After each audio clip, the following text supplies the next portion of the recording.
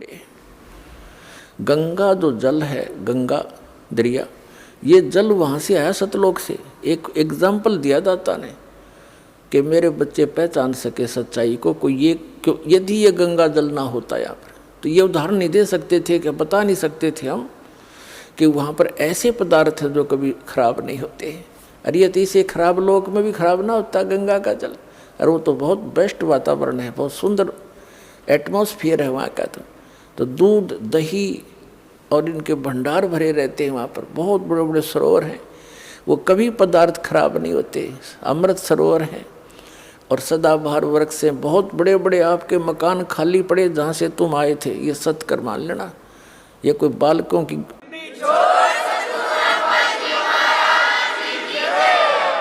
ये किसी डूम बाट की बनाई स्टोरी नहीं है, खुद भगवान की बताई अमर कथा है।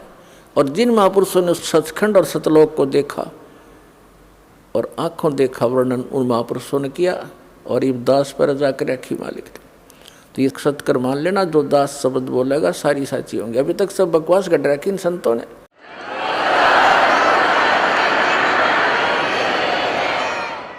इन कबीर पंथियों को नहीं मालूम, अटपट मारते हैं। सतलोक में प्रकाश ही प्रकाश है, आत्मा जाकर मिल जाती है। एक आधा थोड़ी सी चतुरता दिखाता है कि उसमें बिंदु टाइप आत्मा मछली की तरह घूमती रहती है, वो प्रकाश ही सतलोक है, वही सतपुरुष है, वही सतनाम है। वो ये है वो नकली कति। अब देखना सच्चाई सामने आएगी।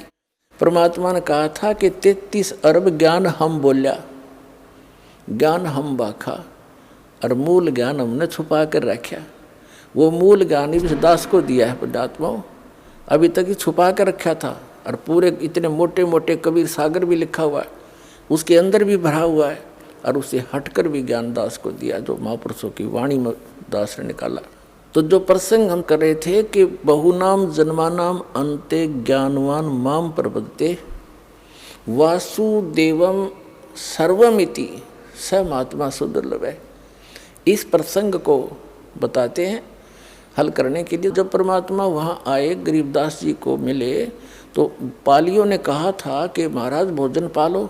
कबीर परमेश्वर एक साधु के रूप में थे, वो परम अक्षर ब्रह्म जिंदा महात्मा के रूप में। परमात्मा ने कहा था कि भाई मैं भोजन नहीं खाता, अपने गांव से छक के आया हूँ मैं सतलोक से। तो उन्होंने हट किया था कि जी दूध तो पीना पड़ेगा, हम अतिथि को ऐसे जाने नहीं देंगे। तो परमेश्वर ने कहा था भाई मैं कुंवारी गाय का दूध पिया करूं।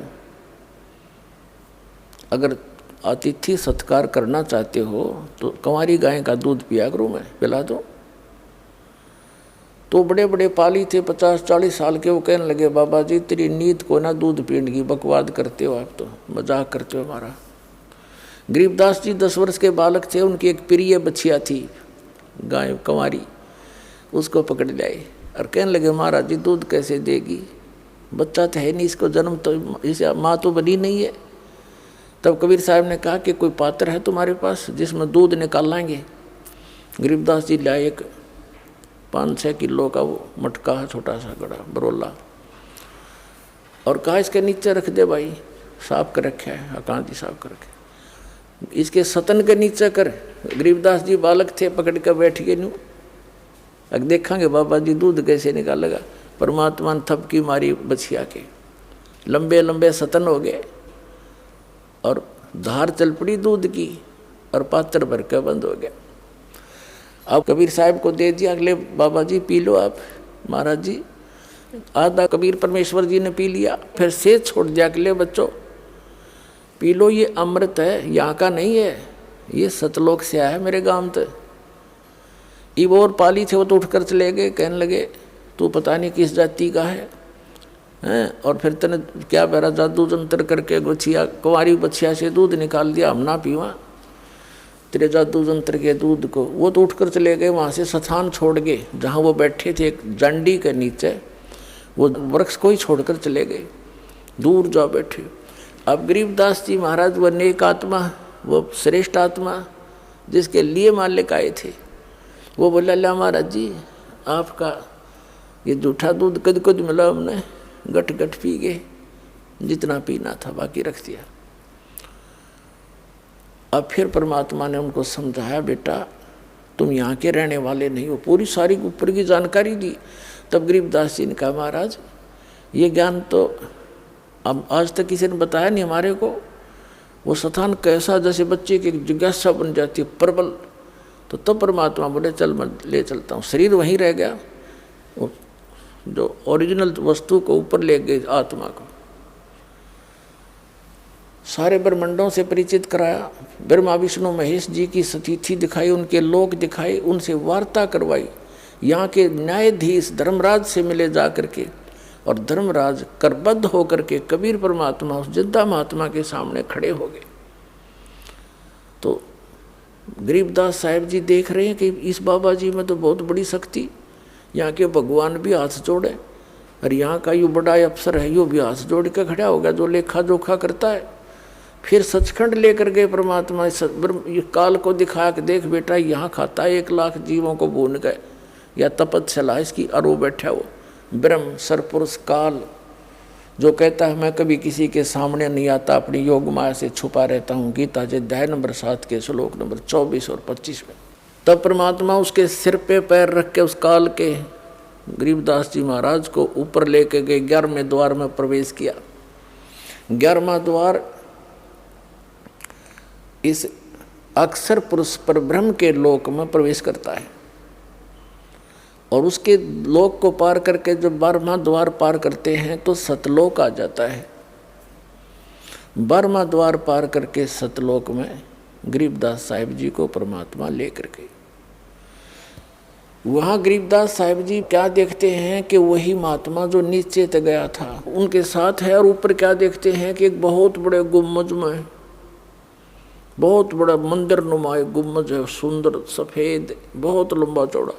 उसके बीच में एक सिंहासन है, सुंदर सिंहासन, रत्न जड़े हैं सफ़ेद सफ़ेद उसके, और उस पर बहुत सुंदर वस्त्र बिछे हैं। वहाँ उसके ऊपर परमात्मा विराजमान है। शकल दोनों की एक जैसी है, जो नीचे से गई वो भी और वो बैठे वहाँ पर भी। जो सिंहासन पर बैठे थे राजा के समान, ऊपर छतर, सिर पे मुकुट, और उनके एक रोमकूप में करोड़ सूर्य मिला दे करोड़ चंद्रमा, ऐसी रोशनी थी। अब नीचे से जो वही परमात्मा गए थे जिंदा महात्मा के रूप में गरीबदास साहिब जी को साथ लेकर के, वहाँ से उठाकर चंवर अपने ही उस दूसरे रूप पर डबल रोल में चंवर करने लगे। गरीबदास जी ने सोचा कि भगवान तो यूँ होगा जो तख्त पर बैठे सिंहासन पर विराजमान है, और बाबा जी इसका कोई नौकर होगा। और भाई तो बहुत सुंदर स्थान, यहाँ तो ये शायद कभी देखा ही नहीं हमने।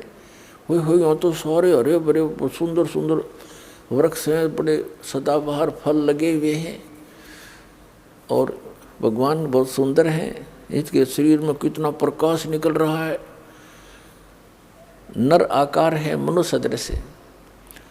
तो फिर क्या होता है कि जो सिंहासन पर विराजमान थे वो परमात्मा, अनंत कोट ब्रह्मांड के स्वामी के सिंहासन पर परमात्मा यानी खुद ओवरऑल कंट्रोलर के रूप में, वासुदेव रूप में विराजमान थे। वो खड़े हुए, और नीचे से जिस रूप में जिंदा महात्मा के रूप में परमात्मा थे वो उस सिंहासन पर विराजमान हो गए, सबके कंट्रोलर के उस सिंहासन पर। और वो तेजों में शरीर खड़ा हो वाला भगवान खड़ा हो करके चंवर करने लगा। उस सिंहासन पर विराजमान जिंदा महात्मा के ऊपर जो नीचे से गए थे, वो तो ऊपर से भी गए थे, नीचे नीचे से ऊपर आए थे। तो गरीबदास जी सोच ही रहे थे कि ये क्या भाई, इस बाबा जी पर भगवान नौकर की तरह सेवा कर रहा है। इतने में क्या देखा कि वो तेजों में शरीर और जिंदा महात्मा यानी कबीर परमात्मा के शरीर में समा गए। ओनली अकेले कबीर परमात्मा वो जिंदा महात्मा वाला रूप ही अनंत कोट ब्रह्मांड के स्वामी के सिंहासन पर विराजमान थे, यानी वही मालिक हैं। वो डबल रोल कर रहे थे। गरीबदास जी चरणों में गिर गए, हे भगवान आप तो भगवान हो, अरे मुझे बका रहे थे आप बाबा जी नहीं हो, आप परमात्मा हो। इतने में क्या हुआ कि पूरे शरीर का उतना ही नूर हो गया जितना पहले था, जब गरीबदास जी देख रहे हैं चकित हो गए, हे भगवान आप तो बहुत प्रबल शक्ति युक्त हो, मुझे यही रख लो मेरे दाता, वहाँ ना भेजो गंदे लोक में, वहाँ तो जन्म और मृत्यु हाहाकार मचा हुआ दाता, इतना सुंदर लोक यहाँ का। तब परमात्मा ने कहा बेटा तुम वापस जाओ, जब तुम यहाँ थे भक्ति से युक्त थे, आप भक्ति युक्त थे, और वहाँ जाकर आपने अपनी भक्ति नष्ट कर दी, वो सारा खजाना खत्म कर दिया जो यहाँ से लेकर गए थे, तुम गलती से गए थे। यहाँ सारी कहानी सृष्टि रचना सुनाई परमात्मा। अब उधर से क्या होता है कि कुछ देर के बाद 2-3 घंटों के बाद उन दूसरे पालियों ने देखा कि भाई वो गरीबदास बालक कहाँ है, क्योंकि सबकी टर्न आती थी गौओं को घेरने की, क्योंकि किसी की खेती में ना बढ़ जाए खराब करके, तो उनकी अपनी अपनी ड्यूटी होती थी, 1 घंटे किसी की, 1 घंटे उसकी, 1 घंटे इसकी। जब गरीबदास जी का नंबर आया, उसकी बारी आई, तब उसकी खोज हुई कि बुला उसको, अपनी पारी पर खड़ा होगा। उसको जाकर देखा कि वो तो बैठा है जैसे महात्मा बैठा कर आसन पद्म लगा के। पहले आवाज़ लगाई, नहीं बोला, फिर पकड़ के हिलाया तो गिर गया। तब उन्होंने देखा है तो मर गया, हाथ पैर फूल गए उनके। इकलौता पुत्र थे गरीबदास जी अपने माता पिता के, और 12 वर्ष विवाह के बाद हुए थे, बड़ी मुश्किल तय। इकलौते पुत्र इतने बड़े जमींदार के, छोटा सा गांव था छुड़ानी, 40 घर होंगे मुश्किल से होंगे। तो गांव 1.5 किलोमीटर की दूरी पर वो स्थान था जहाँ परमात्मा मिले थे गरीबदास जी को। गांव छुड़ानी जिला झज्जर हरियाणा में आज भी वो यादगार विद्यमान है। कबलाना गांव से और छुड़ानी गांव को अब तो पक्की सड़क बन गई, पहले कच्चा रास्ता था। उस सीमा के ऊपर थोड़ा सा 1 किला अंदर ने छुड़ानी के खेतों में आज भी वो यादगार बना रखे, एक मंदिर सा बना रखा उन्होंने कि यहाँ परमात्मा आए थे। एक दांडी का वृक्ष था वहाँ पर, वो आज भी यानी अवशेष बकाया है सच्चाई के। तो गांव में भागे आए, गांव वाले लोग फिर 1.5 किलोमीटर गए, देखा बच्चा मरा पड़ा है, उसकी अर्थ तैयार किया, घर लाए, घर से फिर शमशान घाट पर ले गए, फूकन की तैयारी कर दी, चिता पर रख दिया। तो परमात्मा ने कहा बेटा तुम जा, मैं तेरे साथ रहूँगा और भक्ति करना। इस भक्ति की कमाई तय, भक्ति की शक्ति से तुम पुनर्चार्ज हो करके यहाँ आ सकोगे। और उसके लिए मैं ऐसा मंत्र दूंगा, ऐसा मंत्र दूंगा कि एक बार ऐसी विधि बताऊंगा, पर ये अभी डिस्क्लोज ना करना, तू खुद भक्ति करना। इसे एक सतनाम दूंगा 2 अक्षर का, जिसमें एक ओम मंत्र है, एक गुप्त है, ये दास बताएगा केवल उपदेशी को। तो इसकी एक बार की कमाई तय, एक बार की कमाई तय, एक श्वास उस श्वास की के सिमरण तय इतनी कमाई बन जाएगी कि यहाँ के एक ब्रह्मांड में 14 लोक होते हैं। कहते 14 लोक भी उस एक दूसरी तराजू में रख दे, ताखड़ी में, एक पलड़े में, और एक तरफ रख दे इस एक सतनाम के सुमरण की कमाई वैल्यू। और 3 लोक, ये पृथ्वी लोक और तेरा पाताल और स्वर्ग लोक धर दे पासेंगे, यानी जिसकी कोई खाता ही नहीं किसी, वो तो सौदे में को नहीं, उस साइड में रख दी जाती है पासेंगे। और तो ना तुलय तुलाया राम रंग हो रही हो। अब गरीबदास जी कहने लगे भगवान जो आपकी आज्ञा, और कहा तुम जाकर समझा जनता को, मेरा गवाह बन बेटा, तेरे भाई बहन वहाँ कितने कष्ट उठा रहे, सारा जीवन खो देते हैं माया के पीछे पेट के लिए, जीविका पूरी नहीं होती उनकी। और यदि वो मेरी भक्ति करे तो उनको जीविका भी सुथरी दूँ, उनको सुख भी दूँ, उनकी आयु भी बढ़ाऊँ, काल को निकट नहीं आने दूँ बेटा, तुम ये सत्कर मान लेना।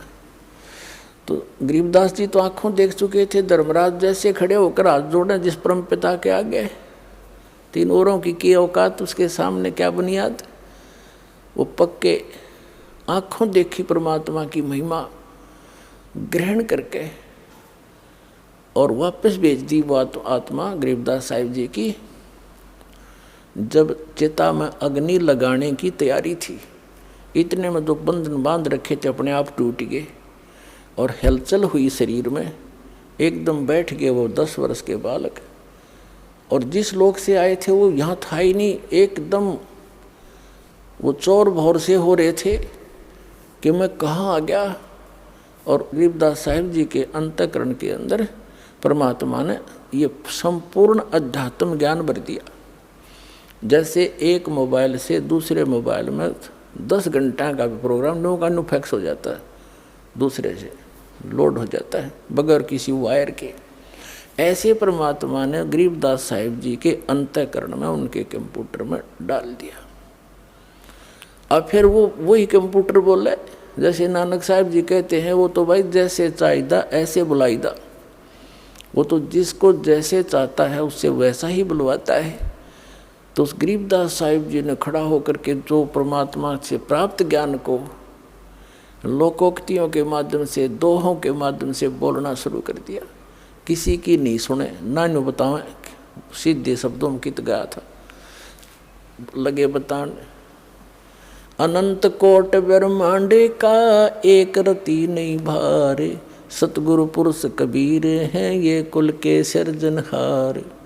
इस तरह लागे वाणी बोलने।